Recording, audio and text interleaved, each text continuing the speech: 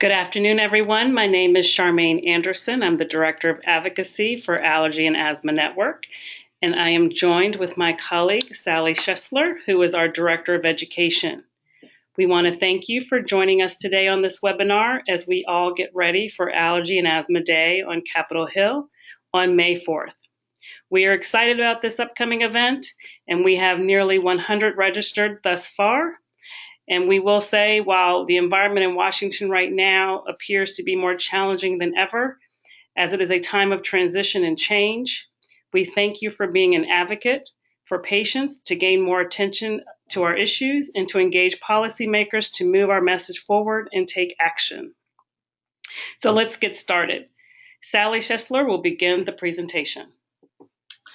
Good afternoon. This program will provide background information to help prepare you to participate in this exciting and important event. If you've joined us before on the Hill, we want you to know that we're grateful for your continued partnership.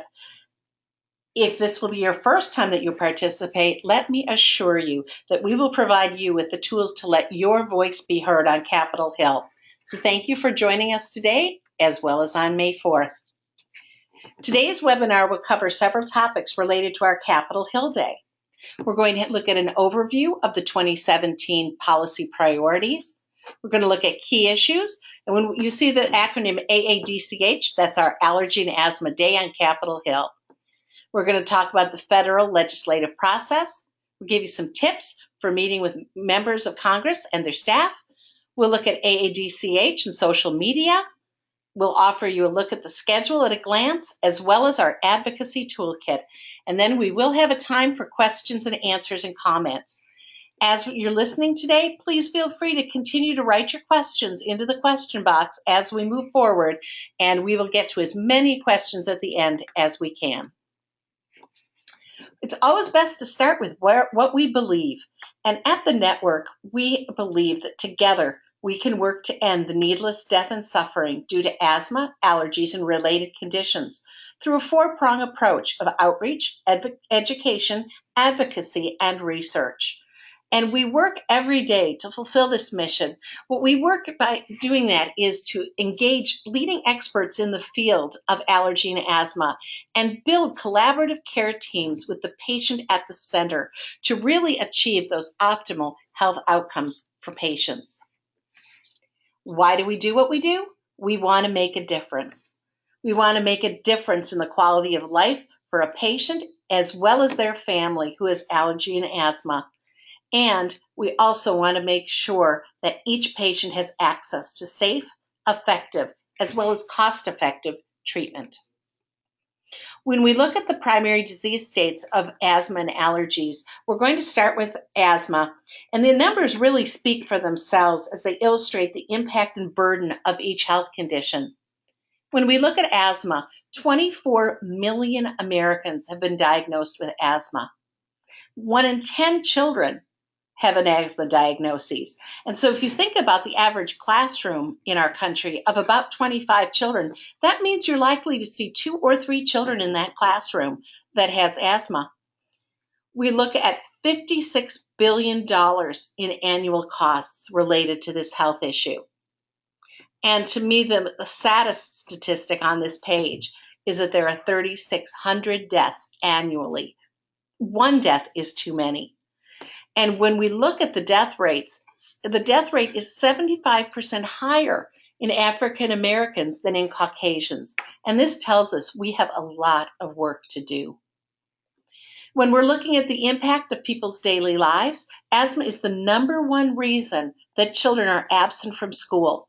We see 13.8 million missed school days per year. And on the adult side, we see 14.2 million missed work days per year. That's a huge economic burden. And then when we're looking at treatment, we see that 3 in 5 people, when they're looking to manage their asthma, limit their physical activity due to asthma. 71% misuse their inhalers. And also another sad statistic is that 1 in 5 cannot afford their medications. We get calls at the network almost every day from people who are really working hard to afford their medications and looking for some help. When we look at environmental allergies, 1 in 5 Americans are diagnosed with these. We see 4 million missed work days per year with a cost burden of $8 billion every year. Now, we have environmental allergies in our family, and I totally believe that over 50% of people say that allergies impact their daily quality of life. We're seeing lots of different triggers for these allergies. We're seeing pollen, dust mites, mold, animal dander, and then poor air quality, both indoor and outdoor. And the symptoms that affect that quality of life are hives and rashes, itchy, watery eyes, itchy, runny noses, sneezing, and that overwhelmingly tired feeling. 2/3 of asthma patients also have environmental allergies. And this next statistic is really fascinating based on when we're looking at the prevalence of allergies. And if a child has one parent with allergies, they're at a risk 50% more likely to have allergies. And if they have two parents with allergies, the children are 75% more likely to experience allergies themselves. When we look at life-threatening allergies, and these are the allergies that put children and adults at risk for anaphylaxis, which is that systemic, life-threatening, full-body allergic reaction. We see that 1 in 12 children have food allergies. So again, in that classroom of 25 students, we're going to see approximately 2 suffering from a food allergy. And that is a huge impact. When we look at the annual cost of food allergies, that comes in at $24.8 billion. For children that have food allergies, 29% of those children will also have the comorbid condition of asthma. And I think one great thing to be concerned about in our school setting, so many schools now have stock epinephrine, and that's so needed because 25% of students that have that first reaction at school, 25% will have a reaction and they've never had a diagnosis of an allergy. That first reaction happens at school. So that's a huge issue for caring for students. When we're looking at fatalities related to anaphylaxis, we're seeing 150 to 200 fatalities every year from food allergies, 40 fatalities from insect stings, and 400 fatalities due to a medication allergy. Another allergy that's especially common among healthcare workers is latex allergy, and we see 1 to 6% of Americans that have a latex allergy. So there's a huge burden of disease, and this is something that we all need to be concerned with. So as we look at our 2017 policy priorities, Charmaine will go over those with you. Thank you, Sally.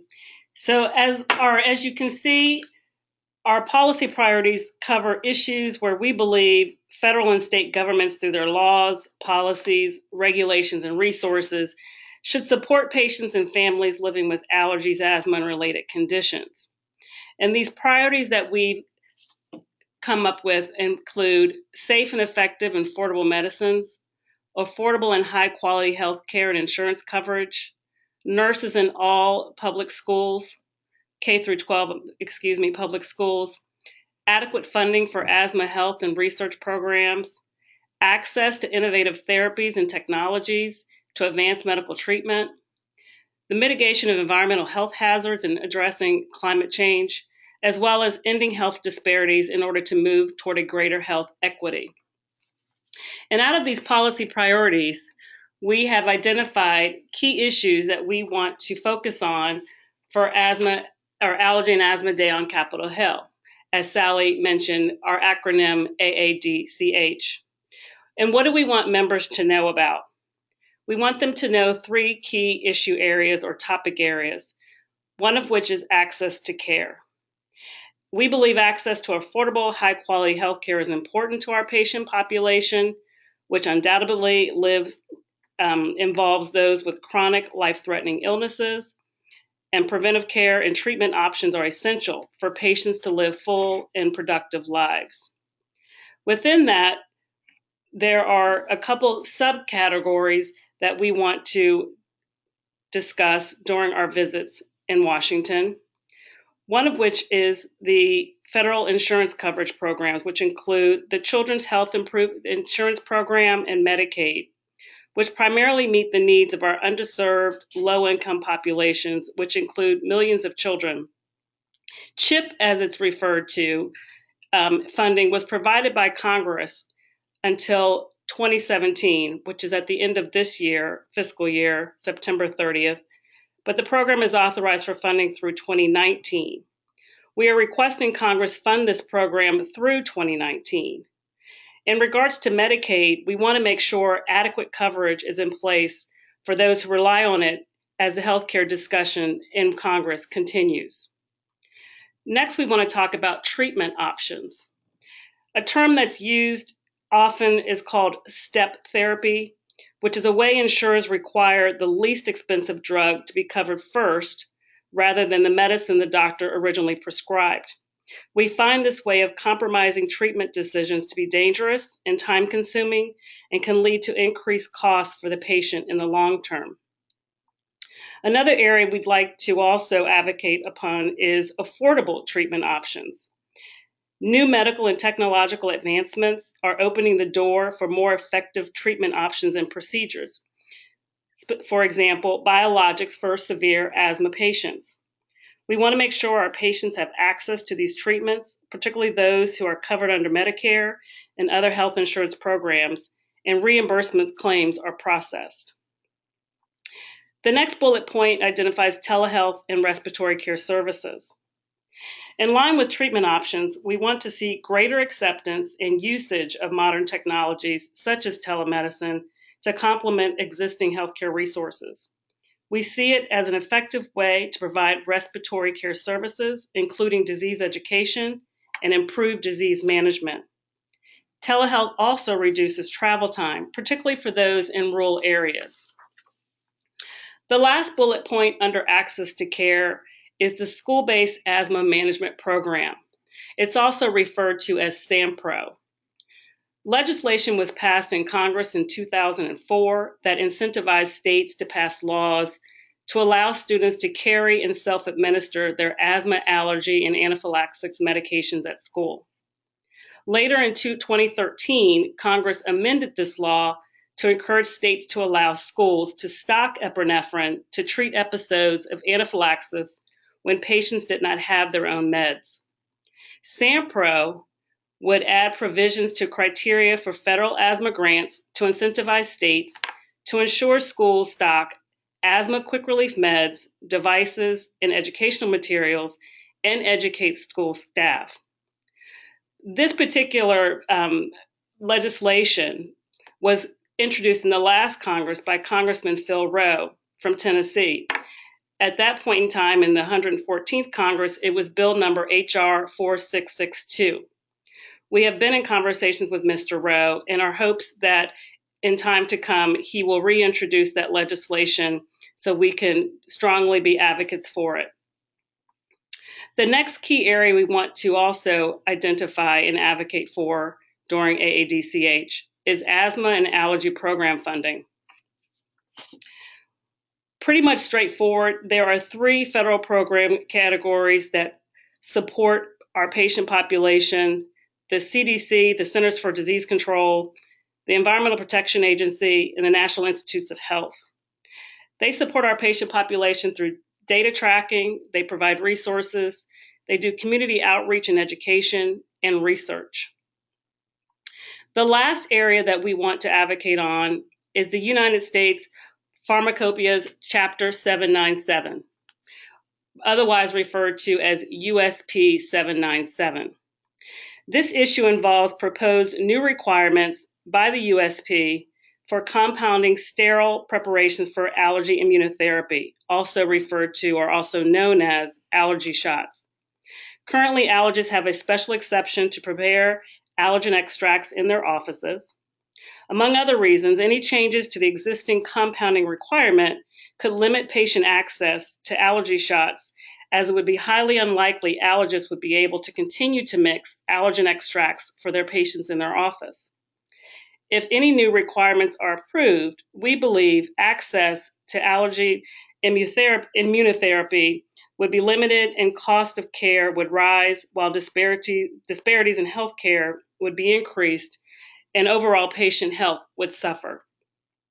So all three of these topic areas, we will provide briefing materials, briefing sheets, one-page briefing sheets, which will be accessible on our website, as well as when you come to visit us in Washington, we will be introducing and going over these three key areas to make sure that everyone has a basic understanding as well as what the request will be.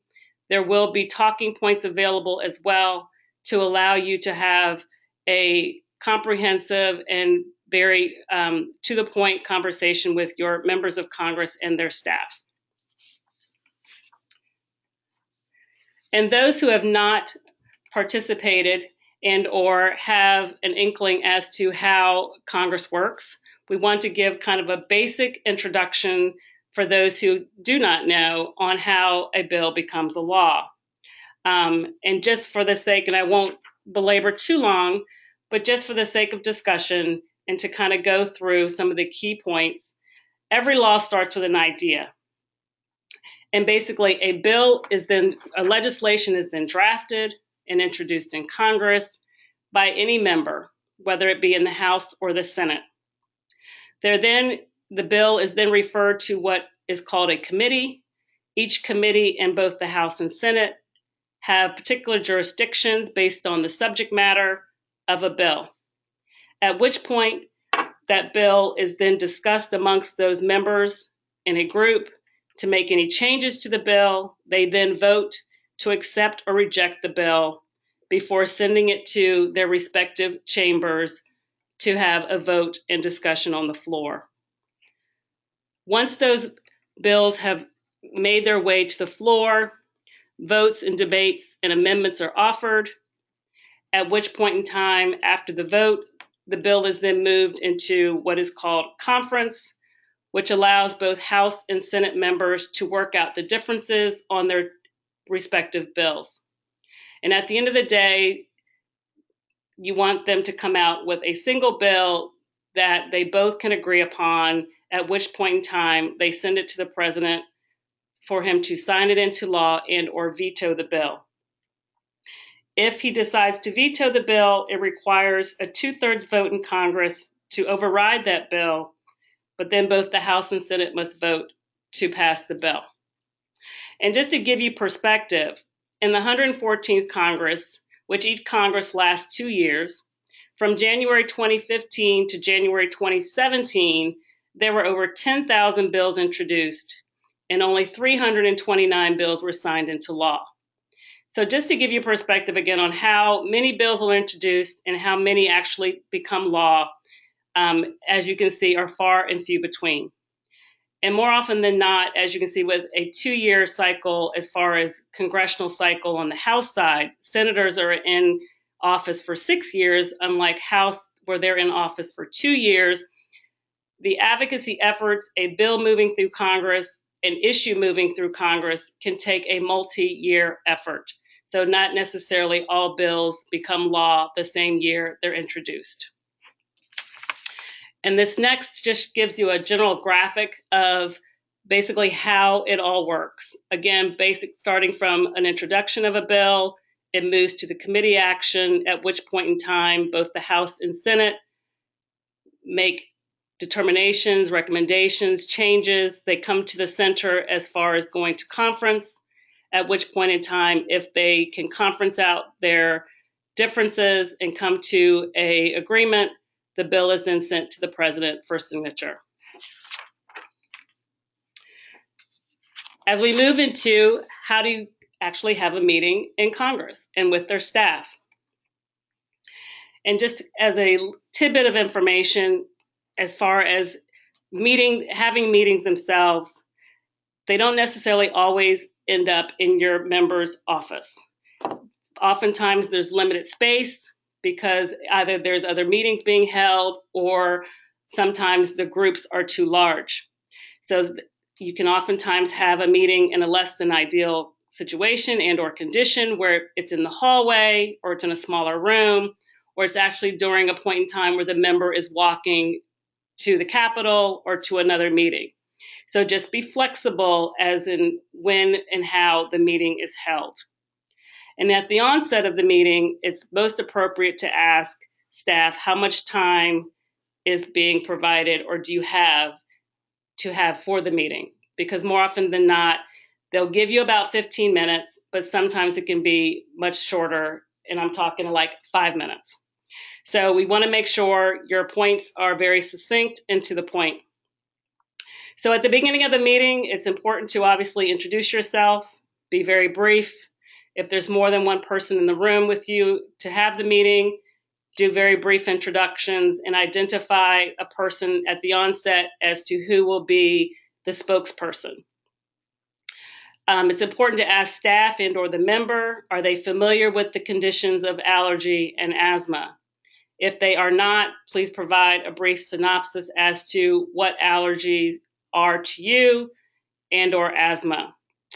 It's also important if at the onset, if there are bills that the member has sponsored and or co-sponsored and or even participated at a hometown event that you were at, is to thank them before you get started with the nature of why you're there and the ask. It's also important to use personal anecdotes. Storytelling is very important. Elected officials, remember that. We will, again, as I mentioned, provide you with talking points on the 3 key areas that we talked about as far as for AADCH, access to care, asthma and allergy funding, and the USP 797. We would like you to describe those issues and Allergy and Asthma Network's position. It's important, again, to stay focused, keep the conversation simple and polite. And I will tell you, in the world of healthcare and the healthcare system, it can be quite overwhelming with the acronyms and the nature of the beast of just healthcare in general. So remember, you are there as a patient advocate, and stay to our message and stay to the point. It's also important to show openness to counter arguments. Don't argue a point with a member, and be as gracious and open to their position. It's also important to ask the legislator to take specific actions. And again, as I mentioned, we will have specific action ask for the member at the base of our talking points and briefing position papers. For example, as I mentioned with the Children's Health Insurance Program, the ask will be for Congress to extend funding until the end of 2019 when that program has been authorized for funding. It's also important to get answers to questions you don't know. And it's okay to say, I don't have the answer for that question, but you will get back to them. Again, don't feel trapped by a big policy question like spending. Bring dialogue back to patient focus and access to care and treatment options. And again, just understand that many of us who will be present on the Hill on this day, we work in varying capacities with different missions. But again, we're working as patient advocates, and we want to make sure we stay the course and stay on point with messaging. After the meeting, offer yourself to serve as a resource for the members and staff, because you are the experts, or you live with the conditions or work with those who do. We will have a thank you letter available on our website for you to send to those members and staff you meet with. It's also important to summarize commitments that members and staff have made at the tail end of your meeting, and obviously to say thank you. And last but not least, please take a picture. We ask that particularly from a social media standpoint, but also for you to utilize in your newsletters, your blog posts, etc. At staff at the end of the day, and this is pretty much the norm on Capitol Hill, staff at the end of the day do a kind of a gathering of information for their bosses. And they put together a call sheet, which tells the member who called, from which zip code, in what area.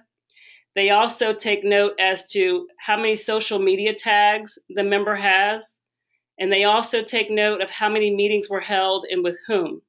So again, it's important to not only utilize when you're back in your home districts, as far as when you're calling the member, just know they take note of that. But then again, because social media is playing a very big role now in not only the members, but just in their districts, it's important to use those social media channels like the Facebooks, like the Twitters, which we will get into, to recognize your visit on the Hill and really what the member has said or done that is in line with our mission.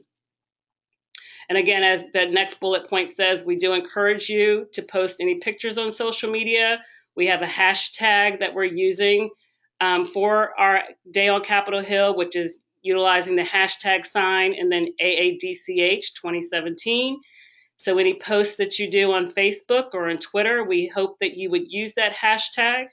And again, as I mentioned here at that last bullet point, to make sure to include your members of Congress in your post, as many will retweet and repost messages from their constituents.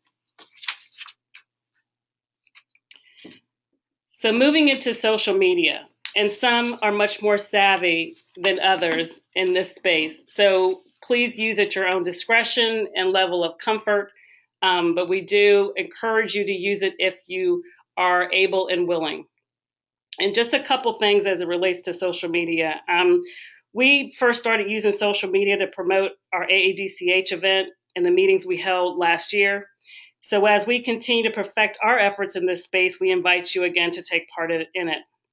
We found social media platforms such as Facebook and Twitter to be the most effective outlets to reach our target audiences with news and information, and are useful tools where members and staff take note and oftentimes will respond directly within a post, like your post, or even share your post to others in their network. So moving into Twitter, and I won't go too much into depth into these two social media channels that we utilize. And again, all this information will be available to you after our webinar, but just wanted to highlight some key points for you. Our profile on Twitter is twitter.com/Allergy Asthma HQ, standing for headquarters. You can send messages to us on Twitter at Allergy Asthma HQ. And again, for AADCH, the hashtag for us is the symbol hashtag AADCH 2017. Again, and just kind of some elementary basics for Twitter. If an elected official has a Twitter profile, you can tweet that official by using the @ symbol at the beginning of their username. And you can also find tweets from yourself and others by utilizing that hashtag and putting in the issue area or persons or topic. We provided here a sample of what a tweet would look like, particularly as we made reference to the House Energy and Commerce Committee, as well as the committee's chairman, Mr. Walden. And at the bottom there, you'll see highlighted a sample tweet that could go out for AADCH if someone was to have met with the chairman. And that's kind of just how it would look. And just for the sake of Twitter, just reminding yourself that it is restricted to 140 characters. So as you are typing your tweets, be mindful of that. And again, for Twitter and for Facebook, we will provide sample tweets and Facebook posts that those of you that are here in Washington and advocating with us can utilize, but even those who are not here in Washington and would like to participate virtually, that will be made available for you to help advocate while you're in other places. In regards to Facebook, just to make note that our network page is facebook.com/Allergy Asthma Network. You can tag the network in any post that you put out by putting the @ symbol. I'm sorry, the @ symbol, and it's @Allergy Asthma Network. And then you can also include a Twitter hashtag in your post, which we talked about earlier, which will be categorized by a keyword or a phrase on Twitter. And for AADCH, again, the hashtag is hashtag AADCH 2017. Okay, you can go Oh, my apologies. Yes, we did do a sample Facebook post there that you can utilize there that shows just kind of, again, just the nature of Facebook. Facebook is not restricted by characters, so it is kind of as long as you want it to type, but making sure, again, that you utilize the key at tags as well as the Twitter hashtags in your post.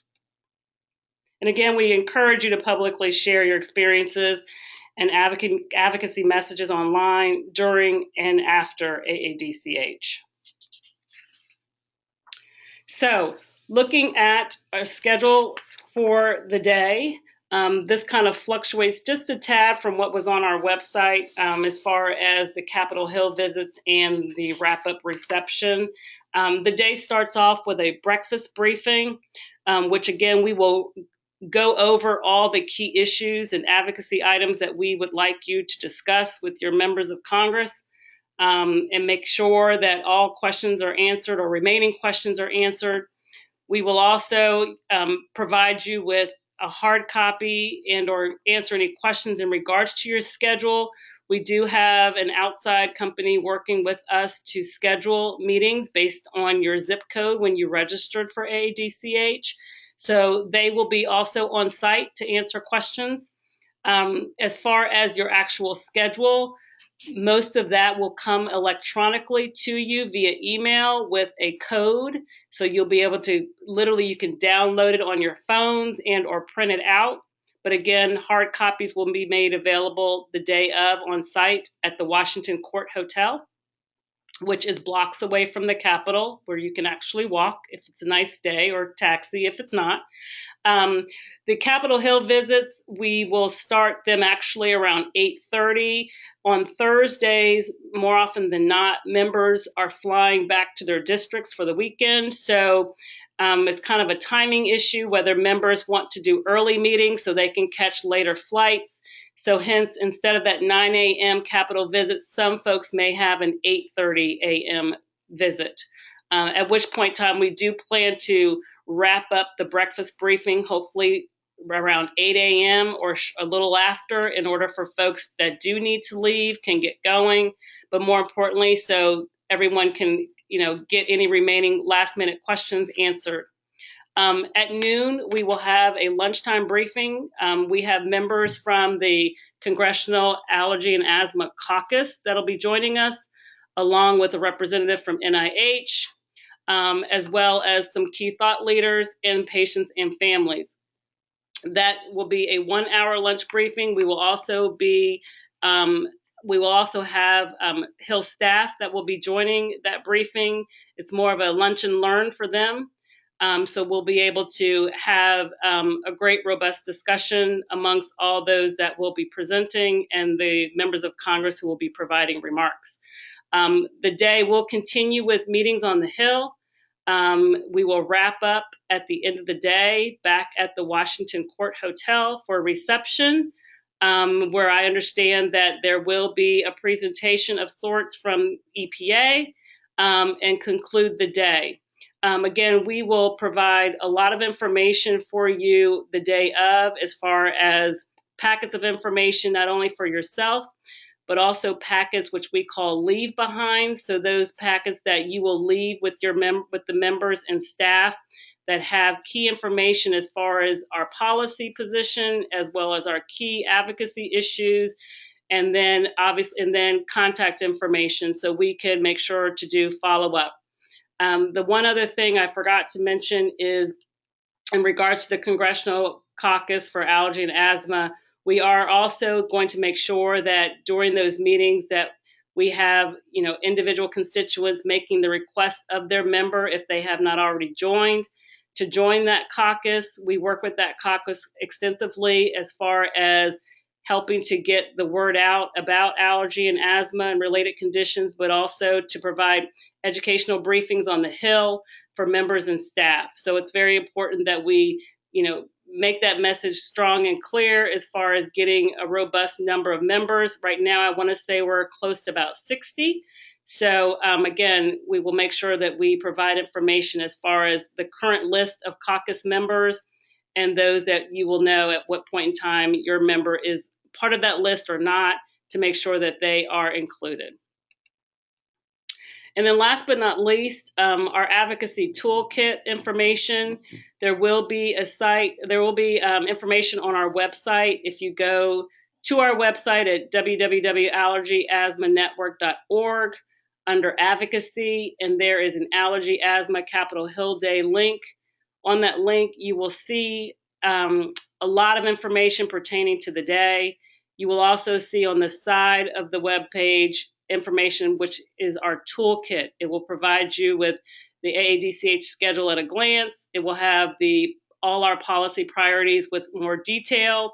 It will provide you with one-page briefing sheets on the 3 key issue areas. Again, it will list the current list of the 115th Congress caucus members, as well as other information that will help you along your way and to be a strong advocate on May 4th.